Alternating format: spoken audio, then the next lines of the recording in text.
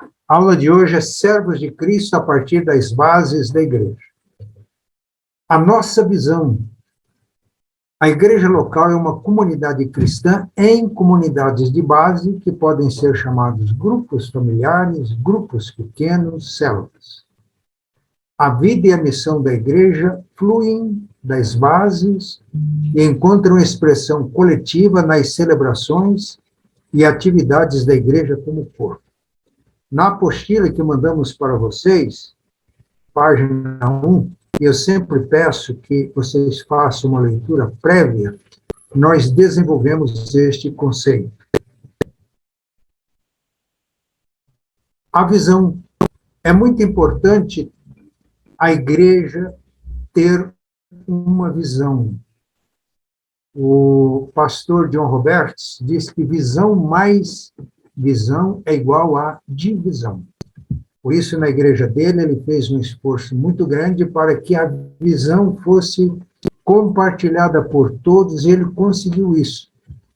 Quando a visão é compartilhada, então nós temos unidade, temos coesão e temos força.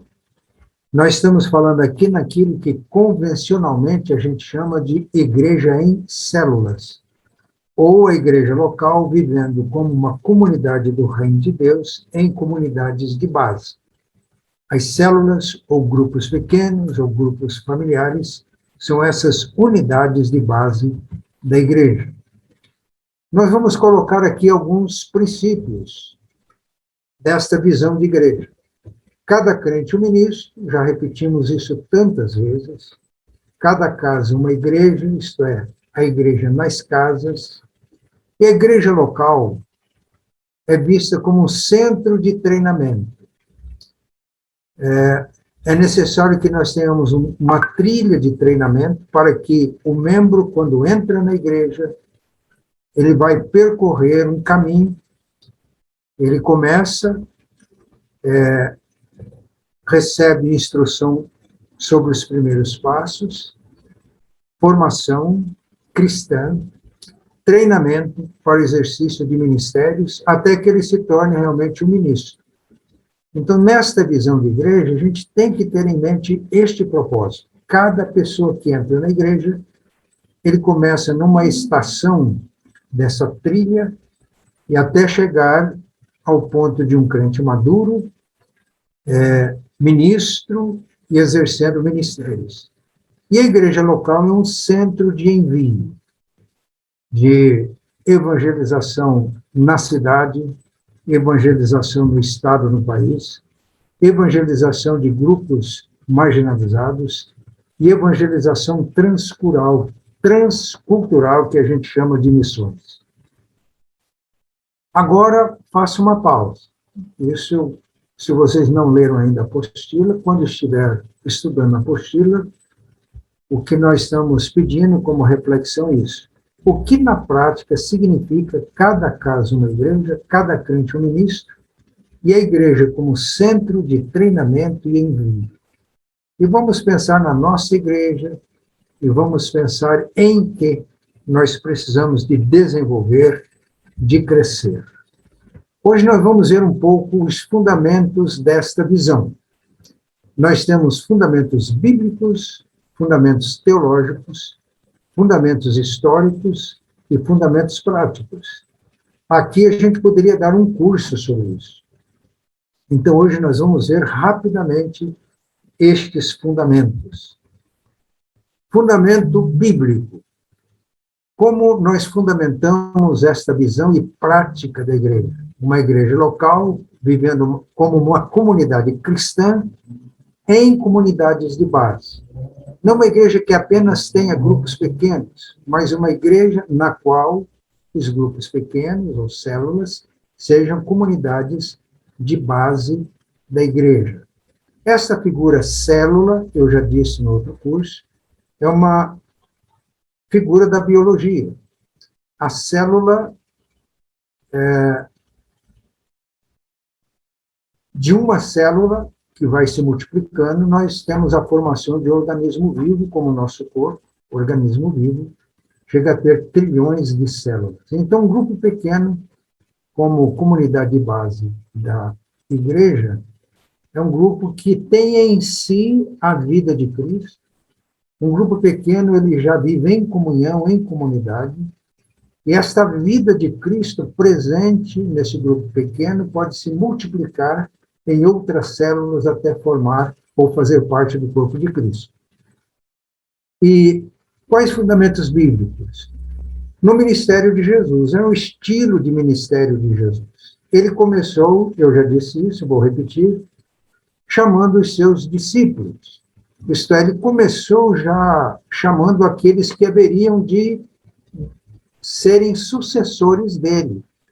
Porque quando Jesus subiu aos céus, aquele grupo inicial, que nós chamamos de célula-mãe da igreja, um grupo de 12, e Jesus investiu cerca de quase 50% do tempo dele nos 12, e já tinha se expandido antes de Jesus subir ao céu para um grupo de 70, Lucas 10, e quando chegamos em Atos, capítulo 1, uma congregação base de 120, quando o Espírito Santo foi derramado, o discipulado feito por Jesus foi tão eficiente que aí deu início à expansão da igreja num crescimento exponencial, não apenas um crescimento por adição, mas um crescimento por multiplicação. Então, a primeira coisa, o fundamento bíblico, é o próprio exemplo de Jesus. Ele começou a sua obra, a transição da antiga para a nova aliança, formando uma célula-mãe, que foi a célula dos 12, investindo quase 50% do seu tempo nesse grupo. As igrejas domésticas do Novo Testamento. Atos 2:46, a igreja se reunia no templo e de casa em casa. Atos 2:46, eu vou repetir o que já disse no primeiro curso. Diariamente eles reuniam no templo ou no pátio do templo e de casa em casa. Essa é uma prática da igreja na sua origem. E aqui adorando, Atos 2:42. Atos 5:42. E não cessavam de falar de Jesus no templo e de casa em casa. Atos 20:20. Paulo, conversando com os presbíteros de Éfeso, disse a eles que ele tinha ensinado tudo o que era possível publicamente. Não havia templo em Éfeso, ele ensinava na escola de Tirano, publicamente e de casa em casa. E nas cartas de Paulo, eu cito aqui apenas Romanos, Paulo está escrevendo uma carta, por exemplo, a Ananias e Safira, Priscila e Áquila, e a igreja que está em sua casa. Na carta aos Filemões, escreveu uma carta a Filemão e a igreja que estava na casa de Filemão. Vincent Brannick, um teólogo católico, escreveu um livro muito interessante. As igrejas domésticas nos escritos de Paulo, e ele mostrou que o dinamismo da igreja nas suas origens estava no fato de que elas não se concentravam num espaço considerado sagrado, o templo, mas ela acontecia diariamente, de casa em casa, impactando toda a sociedade. Então está aqui a segunda base bíblica. Ministério de Jesus, as igrejas domésticas do Novo Testamento, e outra base é esta expressão que é recorrente no Novo Testamento, uns aos outros. Se eu desse para vocês uma tarefa, encontrem no Novo Testamento quantas vezes aparece esta expressão uns aos outros. Eu sei que quem usa aí o Google, o próprio celular, pode encontrar isso rapidamente. Cerca de 50 vezes aparece esta expressão, uns aos outros. E a prática de uns aos outros, amar uns aos outros, edificar uns aos outros, acontece de uma forma concreta e real no grupo pequeno. Por exemplo, em 1 Coríntios 14:26, Paulo está dizendo, quando vocês reúnem, o que fazer? Um tem salmo, outro tem doutrina, outro língua, outro interpretação. Seja feito tudo para edificação. Vocês hão de convir que em trabalhos feitos apenas no atacado e não no varejo, é muito difícil essa prática de reunir grupo e todos, de acordo com seus dons, podem participar. E esse texto que eu cito muito, quem está acostumado a me ouvir já deve saber de cor, que é 1 Pedro 4:10. Servir uns aos outros, cada um, não fica ninguém de fora, de acordo com o dom que recebeu. Então, cada membro do corpo de Cristo recebe um dom, como administradores da multiforme graça de Deus. Não há como praticar esta expressão uns aos outros de uma maneira eficaz, concreta, real, a não ser como a igreja primitiva vivia. Ela tinha os encontros e viviam como comunidade. E nesses grupos pequenos, eles tinham oportunidade de praticar realmente esse princípio. Então, fundamentos bíblicos. Nós vamos fundamentar no ministério de Jesus, estudando as igrejas domésticas do Novo Testamento. Quem quiser aprofundar, pode encontrar o livro de Branham. É um estudo muito bem feito. E a expressão uns aos outros e a importância do grupo pequeno para que a gente pratique realmente isso.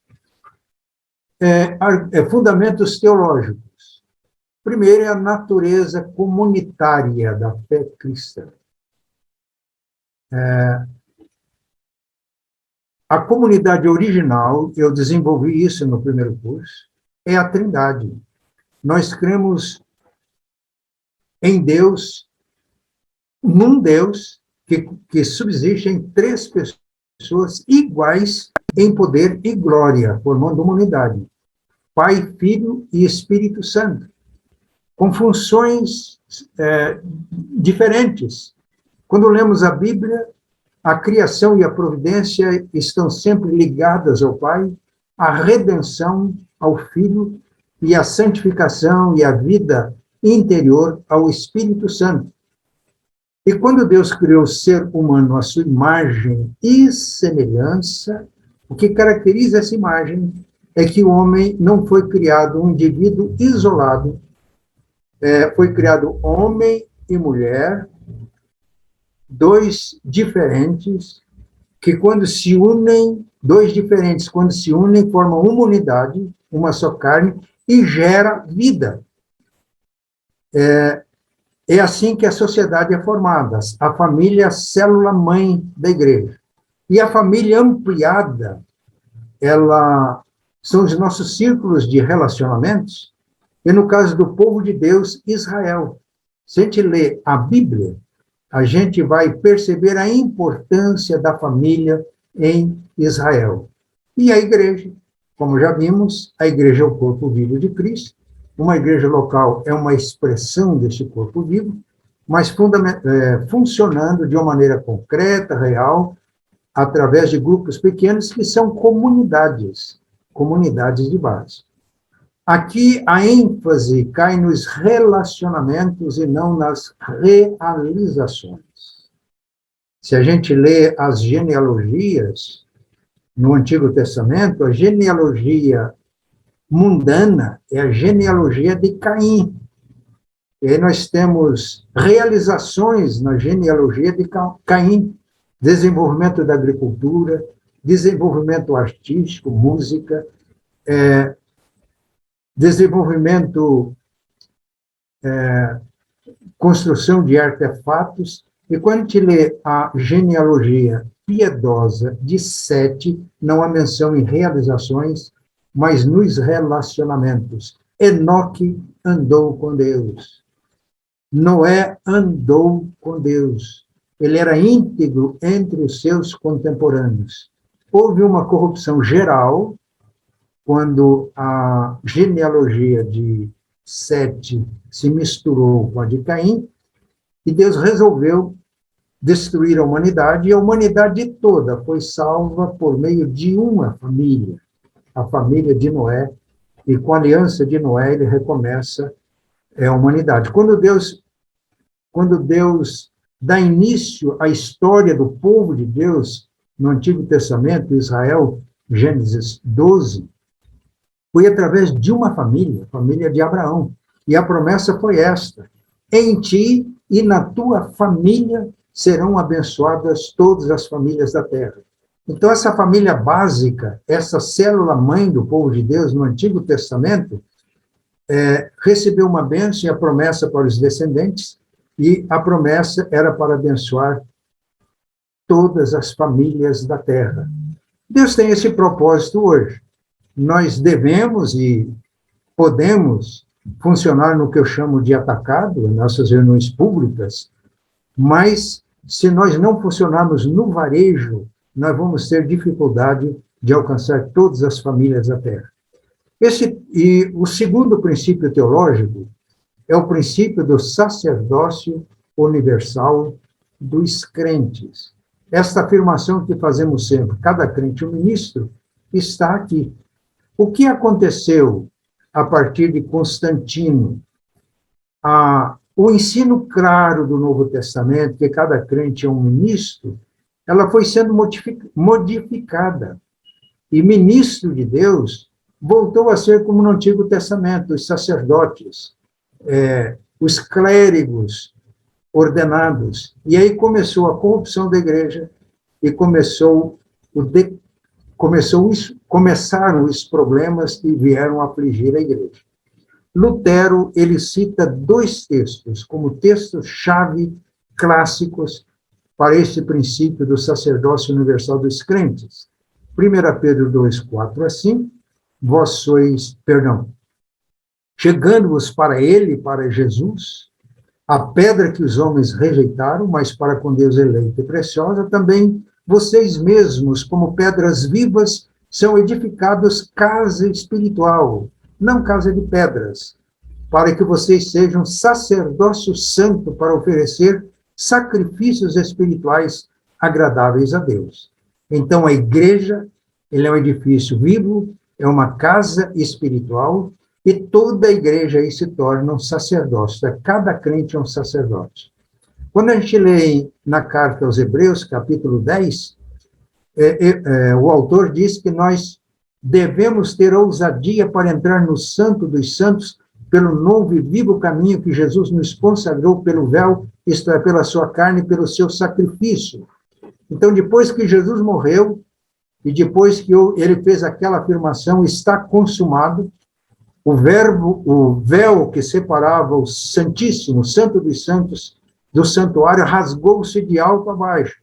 Isso significa que hoje nós não precisamos de sacerdotes para entrarmos no Santo dos Santos, porque o sacerdote é Jesus, ele não ofereceu sacrifício de animais, ofereceu a si mesmo, obteve para nós uma eterna redenção e abriu o caminho para o acesso ao Pai Celestial, e todos nós que fazemos parte do corpo vivo de Cristo, somos sacerdotes, podemos entrar no Santo dos Santos para adorar a Deus, para interceder. Esse é o princípio do sacerdócio universal dos crentes.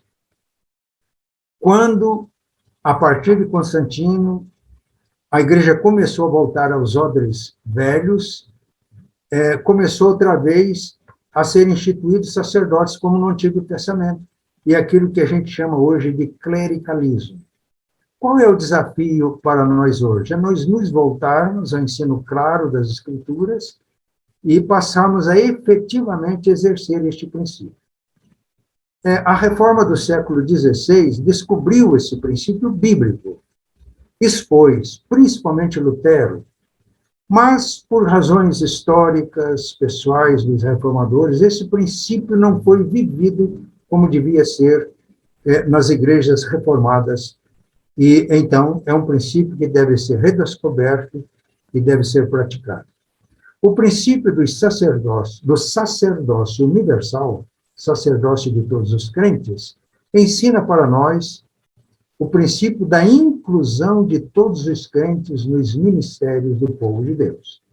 Então, nós temos aqui, de uma forma extremamente abreviada, esse fundamento teológico para esta visão da igreja cristã, de uma igreja local, como comunidade cristã vivendo em comunidades de base.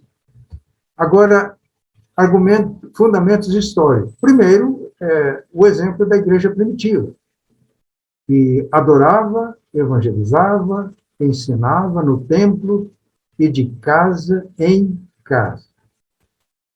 Na Idade Média, depois de Constantino, como nós já dissemos, houve uma volta aos odres velhos, centralizando o templo, o ministério no sacerdote e tornando um dia sagrado.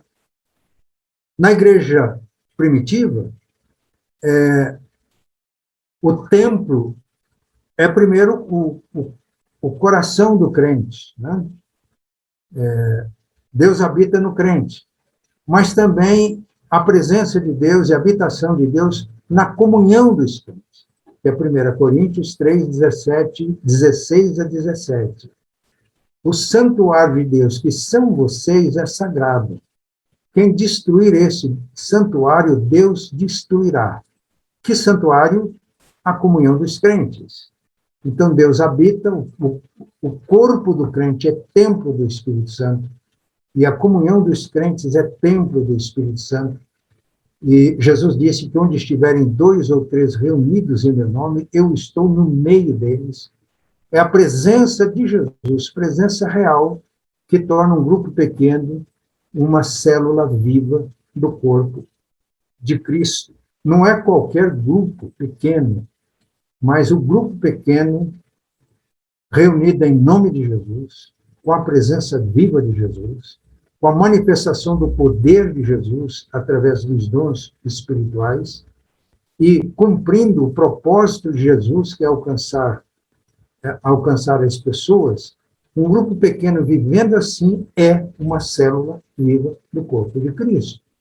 Quando os grupos têm problema, não crescem, não multiplicam, é preciso examinar, é preciso curar, é preciso nos voltarmos para as Escrituras para vivermos realmente de acordo com as Escrituras. Então, a partir de Constantino, os odres novos que foram criados por Jesus, a célula inicial como um odre novo para receber o vinho novo do Espírito Santo, 70, 120, que depois, cheios do Espírito Santo, se multiplicaram e houve um crescimento exponencial. Na Idade Média, houve uma volta aos odres velhos, centralizando a vida cristã e a missão no templo, centralizando em ministros profissionais e centralizando num dia, quando Constantino declarou o domingo como dia sagrado. Na igreja primitiva, o domingo tinha sentido teológico, sentido espiritual. Celebrava-se a ressurreição de Jesus. Não era um dia sagrado, não era um dia santo, mas era um dia extremamente significativo, porque se Deus concluiu a obra da criação no 7º dia, a obra da redenção, a igreja nasceu no 1º dia da semana, que foi no dia de Pentecostes. Por isso, na igreja primitiva, eles celebravam a ceia todos os primeiros dias da semana, todos os domingos, celebrando a redenção em Cristo e celebrando o início da igreja em Pentecostes. Houve uma redescoberta dos odres novos. Prisciliano era um líder cristão espanhol e ele continuou praticando como na igreja primitiva. Por quê? Houve um concílio da igreja que se reuniu no ano 360 e tomou a decisão de que a ceia do Senhor, por exemplo, não podia mais ser ministrada nos lares. deveria ser ministrado nas igrejas consagradas, nas basílicas que foram construídas por Constantino. Os que ministravam só poderiam ser aqueles ordenados, etc. Prisciliano continuou nessa prática da igreja primitiva, ele foi condenado num concílio, ele e mais 6 companheiros foram condenados no concílio e executados pelo Império Romano daqueles dias. Ele morreu porque ele resistiu a esse desvio que aconteceu na igreja. Nós temos exemplos de comunidades com os monges. Geralmente hoje a gente diz que os monges fugiam da realidade, iam para o deserto. É que as autoridades eclesiásticas tinham se mundanizado. Os monges mantiveram aquela espiritualidade e formaram comunidades, e muitos cristãos estavam sedentos de um ensino realmente cristão, de uma espiritualidade, eles iam encontrar os monges no deserto. Bonhoeffer, que é um teólogo do século passado, ele disse que Lutero aprendeu os princípios do discipulado real, autêntico, no mosteiro, porque Lutero, ele era agostiniano. Agostinho era um bispo, mas ele tinha fundado mosteiros porque ele mesmo, Agostinho, ele cultivou uma espiritualidade real, não nas igrejas, porque quando ele se converteu, ele fez um retiro nos mosteiros que existiam na época. Aí ele criou mosteiros episcopais, isto é, mosteiros que faziam parte da diocese dele. E Bonhoeffer diz que Lutero aprendeu princípios ricos de um discipulado cristão real com os monges. Depois ele, descobrindo o princípio universal dos crentes, ele passou a ensinar que aquilo que era vivido em termos de uma espiritualidade sadia nos mosteiros deveria ser vivido por todos os crentes. A Reforma redescobriu esse princípio do sacerdócio universal dos crentes, mas, como eu já disse, por diversos motivos, não os praticou corretamente. E depois surgiu um movimento que é chamado de ortodoxia da Reforma, tornou-se muito formalista, a ortodoxia tornou-se muito fechada.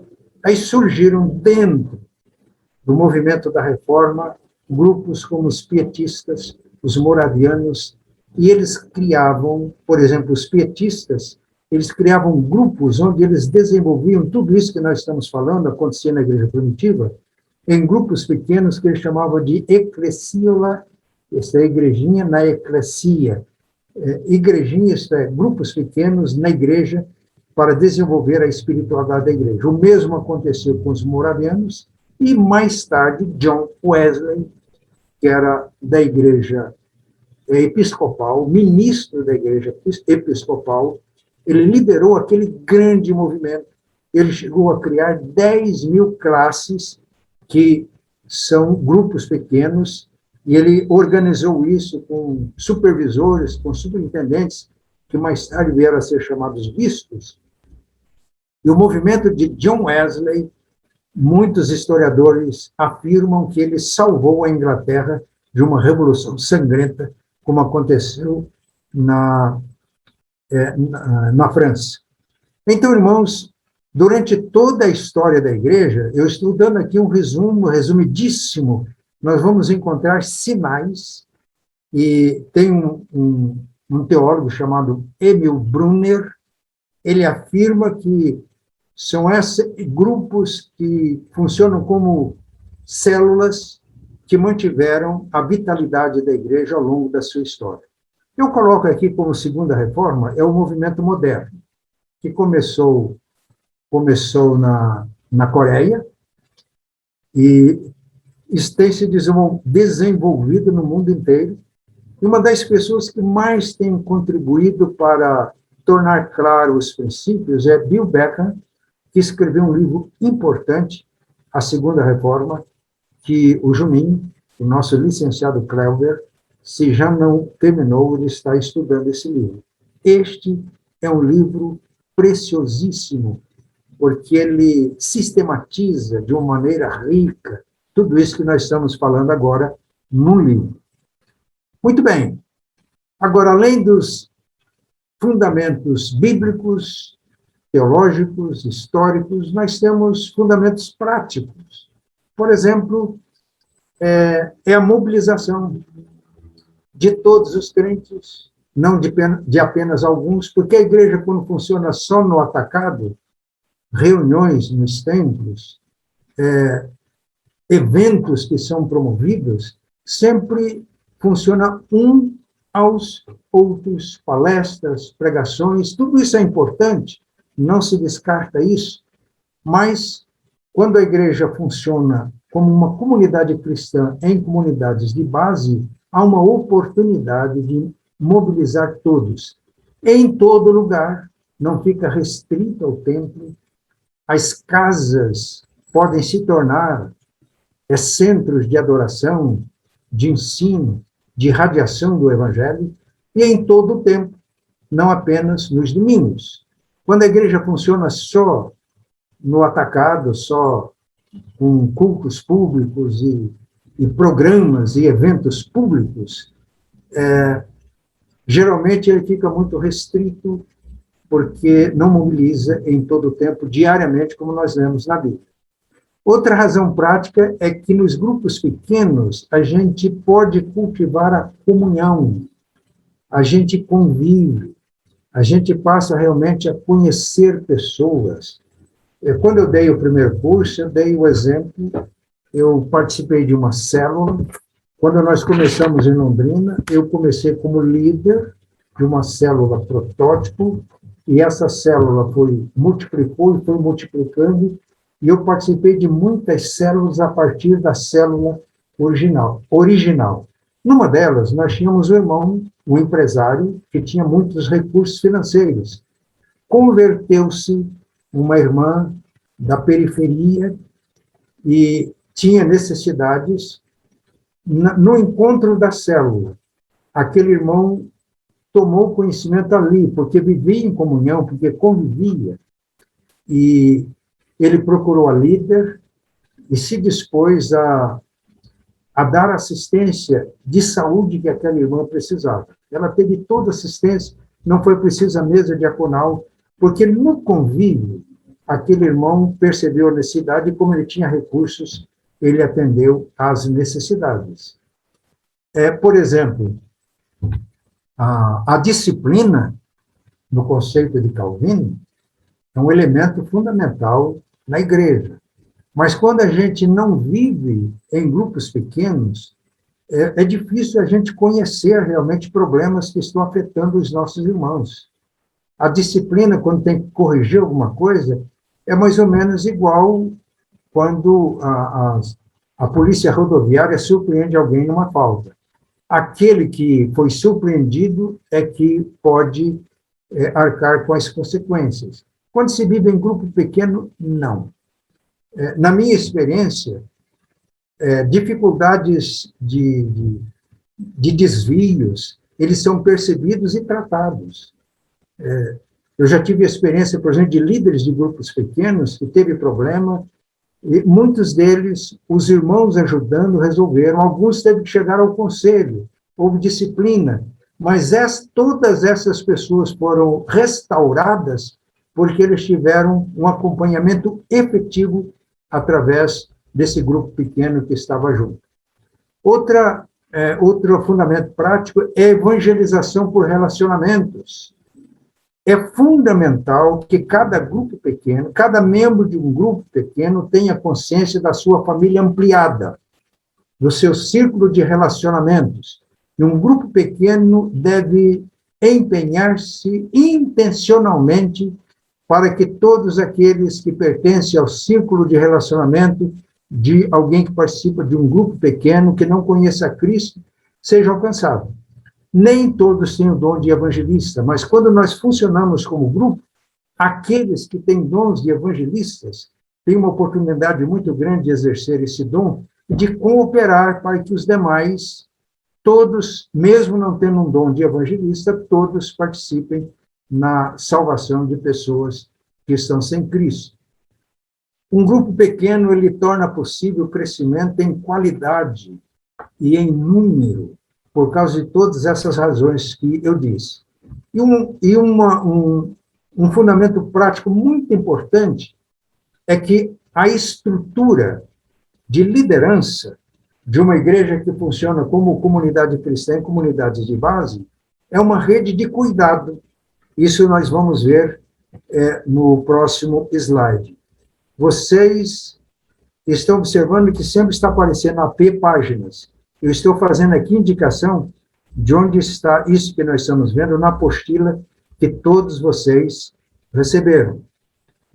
A implantação disso na primeira IPIC foi em 2008, informações que eu consegui, com 2 células protótipo. E na pequena pesquisa que eu fiz, e os irmãos do conselho me ajudando, essas 2 células chegaram a se multiplicar em mais de 20 células. Infelizmente, por razões diversas, ao invés de continuar multiplicando, elas regrediram.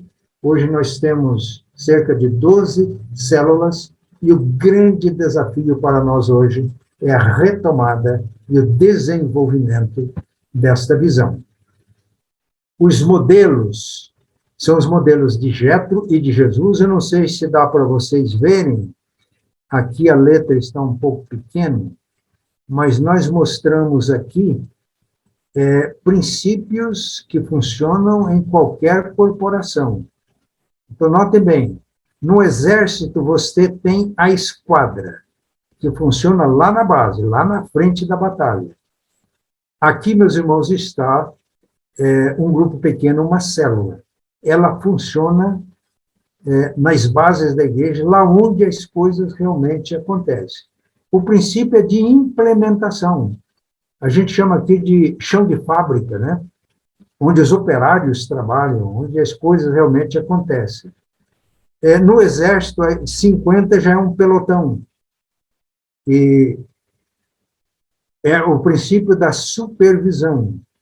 E aqui nós temos, bem à direita, numa estrutura de liderança, supervisores de células. Lá embaixo, líderes de células, supervisores. Depois, no exército, você tem uma companhia, que é o princípio do apoio. E superintendentes de áreas são pessoas que, na medida que a igreja vai crescendo, as células vão multiplicando, nós precisamos de ter pessoas, geralmente já com dedicação exclusiva, para cuidar de uma área que vai, na nossa experiência, até 300, 400 pessoas. E na coordenação, nós temos no Exército um batalhão, o princípio da coordenação, pastores de distrito, e depois nós teríamos o pastor geral, que, lá na experiência de Moisés, correspondem a Moisés, que é um líder da igreja. Então, esse é o modelo que nós temos na Bíblia, não há novidade nenhuma. Estes princípios de Jetro, eles são hoje aplicados nas corporações, e as corporações que não descentralizam o poder pela delegação de autoridade e que não supervisionam, não acontecem, elas não se desenvolvem, não crescem. Eu tenho convivido com muitos consultores de empresas e eles sempre me dizem que há uma sabedoria extraordinária no conselho de Jetro. E como igreja, às vezes, nós não aplicamos esses princípios como deveríamos aplicar. Agora, olha aí para Jesus. Se Moisés começou dividindo um grupo grande, 600 mil pessoas, ou 1.000 pessoas, em grupos de 10, de 50, de 100, de 1.000, Jesus, pelo contrário, ele fez a transição da velha para a antiga aliança, começando nas bases. Ele começou a fazer discipulado. Pedro, Tiago e João, os mais íntimos, formou um grupo de 12, que se expandiu para 70, 120, uma congregação de base. No dia de Pentecostes, 3.000, logo depois, cerca de 5.000, crescia, se multiplicava o número, em Atos 6, e a igreja teve esse crescimento exponencial. Isso é possível hoje, se nós voltarmos aos princípios da Bíblia, é possível sim, não é um sonho. Nós podemos viver uma realidade. A minha esperança é que os irmãos continuem estudando, continuem refletindo e continuem orando para que o Espírito Santo opere em nós, no sentido de esses princípios, por revelação divina, ficarem claros na nossa mente e consciência e motivarem a nossa vida para a ação. Eu disse que numa igreja, comunidade cristã, que funciona como em comunidades de base, a vida e a missão da igreja fluem das bases e encontram expressão nas celebrações, nos cultos e nas atividades da igreja como corpo. E o que é extremamente importante aqui, meus irmãos, é que nós temos uma rede de cuidado. E o princípio é esse que está em Marcos 10, 42 a 45. Esta pirâmide eu mostrei na aula anterior, ela está invertida, porque na igreja, Corpo Vivo de Cristo, o maior é quem serve. Então, ao invés de estar aqui na cúpula, está nas bases, porque o próprio Cristo não veio para ser servido, mas para servir. E o princípio que a gente deduz de Marcos 10, 42 a 45, o Filho do Homem não veio para ser servido, mas para servir. E olhando agora para essa pirâmide invertida, nós temos esse princípio de serviço ao subordinado. Irmãos, Jesus veio para servir, ele deu a sua vida em resgate por muitos. A autoridade de Jesus não foi estabelecida por imposição, não foi uma autoridade institucional, mas foi a autoridade da inspiração, porque Jesus se deu, ele morreu na cruz por nós. Então, qualquer liderança hoje, no modelo de Jesus, é liderança de serviço. Na igreja de Jesus, o maior é o que serve. É o que serve. Então, serviço ao subordinado. Cristo, aqui na direção, o pastor deve ser um servo de Cristo, a servir no mesmo espírito de Cristo, e no nosso sistema, o conselho, que é um colegiado de pastores, de acordo com a Bíblia, e até mesmo de acordo com a Constituição da nossa igreja. E a liderança, ela não é imposta, ela é tomada. A liderança se impõe pelo serviço que nós prestamos. Assim como Jesus se doou, e nós nos tornamos cristãos e discípulos dele porque somos inspirados pela sua vida e pelo seu exemplo, é assim que nós exercemos liderança na igreja, que é o corpo vivo de Cristo. É pelo serviço que a autoridade torna-se uma autoridade natural. Então, nós temos aí pastor, conselho e autoridade que parte de Cristo, servindo nessa rede de cuidados, pastores de distrito, superintendentes de área, supervisores, líderes de células que estão servindo na base. Então, na igreja primitiva, no dia de Pentecostes, quase 3.000 pessoas agregaram-se à igreja pelo batismo e reuniam no templo de casa em casa. 3.000 pessoas, uma média de 10 por cada grupo. Nós já tínhamos na base da igreja, no início da igreja, cerca de 300 grupos pequenos, porque a Bíblia diz, reunião de casa em casa. O estudo da história da igreja primitiva mostra que esses grupos pequenos tinham uma liderança, era o chefe da família, e na igreja primitiva, inclusive, eles celebravam a ceia do Senhor. E notem bem que lá nós temos a colheita, eu já mostrei isso na aula anterior, que é a base que vai alcançar o mundo.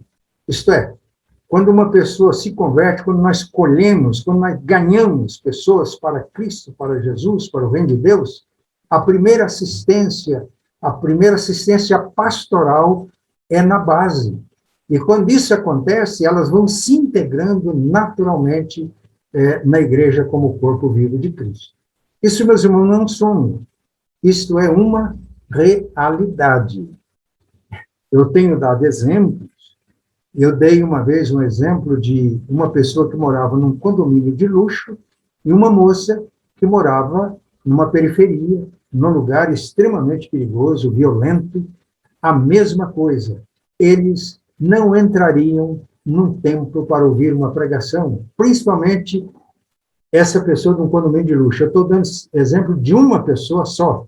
Eu poderia citar muitos exemplos, mas foi através dos filhos adolescentes, jovens adolescentes da igreja que já vivem esse princípio, vivem em grupos pequenos, aprendem esses princípios todos que eu estou falando e que alcançam o círculo de relacionamento deles, evangelizam os seus colegas de classe. Foi assim que um adolescente foi alcançado, os adolescentes foram nesta casa e o pai dos adolescentes ficou impressionado, quis conhecer, e toda a família se converteu e se integrou na comunhão da igreja. E ele disse para mim: pastor, não fosse isso, a igreja não fosse a minha casa, se os meus filhos adolescentes não tivessem sido alcançados pelos adolescentes da igreja, eu não entraria jamais na igreja de crente. Eu tinha um preconceito muito grande, muito forte. Mas isso aconteceu. Esse irmão, a esposa e a família fizeram todos os cursos que a gente ministrava na igreja. Ele fez um curso teológico e hoje ele exerce uma liderança muito grande, atendendo pessoas que vão a Londrina para tratar de câncer e o hospital de câncer fica próximo para atender as pessoas que vão lá de outras cidades. Eles atendem de uma forma muito bonita. É um trabalho de evangelização. Eu estive lá não faz muito tempo e eu fiquei impressionado. Eu estou dando esse testemunho para estimular. Isso funciona. Nós podemos envolver crianças, adolescentes, jovens, casais jovens, gente madura, neste processo, porque aí todos que se convertem, eles têm assistência efetiva e real logo na base da igreja. E como nós temos uma rede de cuidado, as pessoas são ganhas, todas são cuidadas, porque o líder de célula, ele é cuidado pelo supervisor. O supervisor, por sua vez, tem o cuidado do subintendente diário, que, por sua vez, tem o cuidado do pastor de distrito, por sua vez, do pastor geral do conselho e todos nós de Cristo, que é o nosso Senhor e Mestre. Quando nós vivemos esses princípios no Novo Testamento, a igreja pode crescer com qualidade, pode crescer de uma forma sustentada, porque isso torna possível o amadurecimento dos crentes, e crentes maduros são aqueles que geram filhos e cuidam dos filhos que são gerados e que não dependem de uma assistência só de pastor. Agora faça pausa, não vamos fazer agora, eu já estou encerrando a aula, mas na apostila nós temos isso, e eu peço para que os irmãos todos façam estes exercícios, essas tarefas que nós estamos dando. Eu gostaria, nós temos um tempinho, eu planejei essa aula para 1 hora, com perguntas. Se alguém tiver alguma pergunta a fazer, é o momento adequado. Né? Eu falei sem parar aqui. Se fosse numa aula presencial, eu daria um pouco mais de tempo para que houvesse mais participação dos irmãos. Mas os irmãos que quiserem fazer perguntas agora podem endereçar as suas perguntas, que a gente vai procurar responder. Oi, pastor Matias. Fala. Só uma dúvida. Eu estava explicando sobre a estruturação ali, né, dos membros, da supervisão. Atualmente, tem a informação de 12 células, né, e a supervisão, ela está passando por alguma reestruturação, Porque o senhor citou ali que não é um cargo nomeado, né? Mas ele vem por essa caminhada, não automaticamente uma supervisão diária ali, ela tem a necessidade de uma, como eu posso dizer, uma formação específica. Não, tem o treinamento. É o seguinte, se a gente lê lá em Êxodo 18, para formar os grupos de 10, de 50, de 100, de 1000, Jétro deu um conselho que Moisés entendeu como revelação. Se a gente ler com cuidado o Êxodo e Deuteronômio, Moisés recebeu o conselho de Jétro como uma revelação de Deus. E o conselho foi muito claro: procura entre o povo pessoas capazes, e tudo que Jétro deu são qualificações de integridade de caráter. Na primeira aula, a gente falou nos líderes consagrados, né? E nós estudamos 2 Timóteo, que diz, procura apresentar-te a Deus aprovado como um obreiro que não tem de que se envergonhar e que maneja bem a palavra da verdade. Então, nós vimos consagração, caráter e competência. Todos os conselhos de Jétro era relacionado com o caráter, com a integridade e com a consagração. Uma pessoa íntegra se oferece a Deus, aí ela adquire competência para fazer o seu trabalho. Competência a gente aprende. Agora, caráter e consagração, o Jétro diz, não faça apelo. Quem quer ser líder de célula? Quem quer ser... Não, procura. Então, esse é o trabalho. A gente observa, a liderança observa, por exemplo, um líder de célula observa uma pessoa íntegra, caráter, que tenha disposição de aprender, né? Porque vai aprender com o líder no trabalho, e a igreja que funciona assim, ela providencia, sim, curso de treinamento. E não só para líder, para supervisor, pastor de área, pastor geral, porque nós precisamos de desenvolver competências, né? Consagração, caráter é com a pessoa, mas a igreja contribui, sim, para tornar a pessoa competente naquilo que ela faz. Maravilha. Bem tirou, sanou todas as dúvidas aqui. Obrigado. Por isso, numa igreja assim, a gente chama de trilha, e ela é permanente, porque todos que estão se convertendo, eles entram na trilha. E o objetivo é que de um recém-convertido ele se torne um crente maduro, ministro, e que é treinado para desenvolver isso e exercer ministérios e liderança na igreja.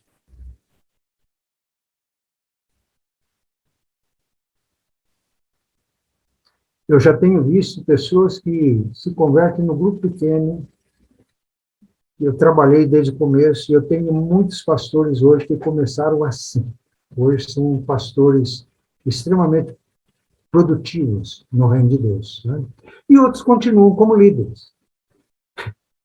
Na igreja que eu pastorei, tinha uma irmã bem conservadora, ela tinha resistência a tudo isso que eu estou falando. E eu orava por ela porque ela era uma pessoa íntegra. Ela era uma pessoa, não tinha de que se envergonhar, caráter. Era uma pessoa consagrada, mas ela precisava de despertar para isso. E então nós começamos a orar por ela. Ela despertou, e um dia um líder na igreja, um pastor de distrito na nossa igreja, ele conversando comigo, falou, hoje nós temos na igreja mais de 100 pessoas que são ovelhas dessa irmã. Ela não quis ser nem supervisora, nem superintendente de área, ela quis sempre ser líder. Ela entendia que era a vocação dela. Na época, já faz tempo, a pessoa me disse, hoje nós temos cerca de 100 pessoas que são, na base, cuidadas por essa irmã. E uma coisa interessante, essas pessoas, elas têm um apreço muito grande pelo pastor, porque numa igreja que funciona só no atacado, pastoreio é feito pelo pastor da igreja. E se a igreja cresce, ele não dá conta. Aí vai ficar um mundo de crentes insatisfeitos. E todos os crentes insatisfeitos são imaturos, não tiveram oportunidade de crescer, não é culpa deles. a estrutura da igreja não é funcional e não torna possível o crente crescer em maturidade. Fica imaturo e crente imaturo é sempre um bebê que está chorando, e aí o pastor tem que ficar botando mamadeira na boca dele o tempo inteiro. Isso mata pastores, né? Por que mata? Porque não é a visão bíblica. É uma tradição eclesiástica que se afastou das Escrituras. Quando nós funcionamos de acordo com as Escrituras, os pastores são altamente motivados, porque a autoridade dele é delegada, ele supervisiona, estabelece uma estrutura que torna possível a supervisão, e ele percebe que a produção, os crentes amadurecem, e aí nós somos felizes, né, como crentes em Jesus. Pastor, Fala. no nosso caso, na nossa igreja, estamos com 12 células. Sim. Então, como que vai ser o procedimento? Vão ser escolhidas pessoas segundo esse princípio? Quem é que vai estar atuando na escolha de novos líderes de célula? Primeiro, eu tenho participado de todas as células. Hoje eu não participo de uma célula, não sou líder de uma célula, participo para conhecer as células. E a conclusão que eu cheguei é que nós temos na igreja, o número foi reduzindo, mas nós temos valores nessas células. Depois de participar de todas, eu vejo sinais vitais. Então, o que nós vamos fazer? Nós vamos trabalhar, já começamos, por causa da minha doença, eu fiquei em Londrina, 2 cirurgias, pandemia. Neste ano, a Eloá ficou enferma. Então, a gente desacelerou um pouco isso, mas nós queremos trabalhar com os que existem, líderes, supervisores, para retomar a partir daí. Eu vejo nos grupos que existem sinais vitais, inclusive compreensão desses princípios, agora a gente tem que desenvolver. E a partir daí, o critério é esse. O líder percebe, ele é orientado para isso. O supervisor que acompanha detecta quem tem essas qualidades para a liderança, e eles mesmos encaminham para o treinamento. Por exemplo, na igreja que eu pastoreava, a gente dava cursos, além do treinamento na célula, cursos para treinar líderes de células, supervisores. O líder de célula, ele ia fazer um curso por indicação do líder, ele mandava alguma coisa assinada, atestando que ele conhece o treinamento. Supervisor, o pastor de área, encaminhava para nós. Aí já pastor de distrito, quando a igreja tem 1.000 membros, aí ela precisa de um pastor de distrito. Ele já é preciso, no nosso caso, que tenha curso teológico e seja ordenado, né? Isso é o critério que nós adotamos. Então, funciona essa liderança como uma rede de cuidado, ela funciona de tal maneira que, através dessa rede, a gente vai descobrindo, aglutinando e treinando uma liderança para que as células tenham condições de vida saudável. No nosso caso, foi a pergunta, nós vamos partir do que temos, né? Depois de 1 ano e pouco, quase 2 anos, a minha observação é essa. Eu constato, eu digo, o Paulino até um dia falou, o senhor está examinando o quê? Estamos na UTI? Eu falei, às vezes parece estar na UTI, mas eu vejo sinais vitais, né? Então, o médico, ele vê sinal vital, ele vai lutar para que recupere a saúde, não é assim? Então, este é o nosso propósito, e a partir daí, eu creio, tenho esperança que a gente retoma um processo de desenvolvimento dessa visão. Eu não sei se ficou claro o que eu disse.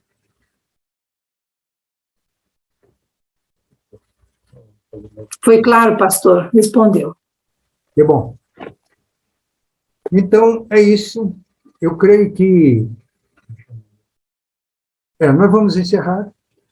E eu vou pedir que os irmãos tenham paciência, porque a Suzane me pediu para a gente fazer uma chamada. Ela está com um pouco de dificuldade para registrar as presenças. Ela me disse hoje que ela está comunicando com os irmãos têm respondido, ela está praticamente registrando todas, mas ela falou, pastor, eu preciso que faça a chamada.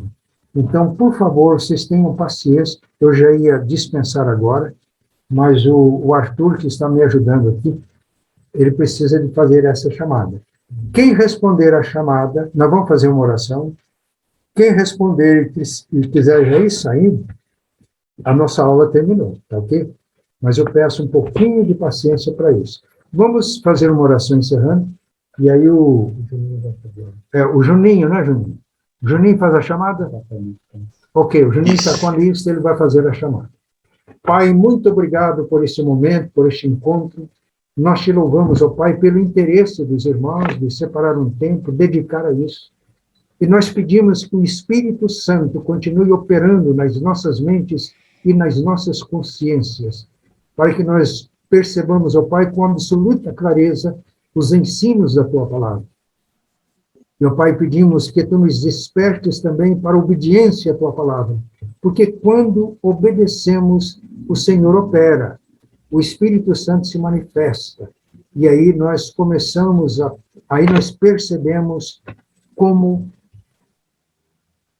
é maravilhosa a nossa vida como igreja, corpo vivo de Cristo, servindo uns aos outros, edificando-nos mutuamente e sendo agentes da expansão do Teu reino aqui na terra. Muito obrigado por este momento. Pedimos que Tu nos abençoes no encontro que nós vamos ter no próximo sábado. Eu creio que muitos irmãos presentes hoje estarão conosco. Dá-nos a Tua bênção, a Tua graça, para que seja um momento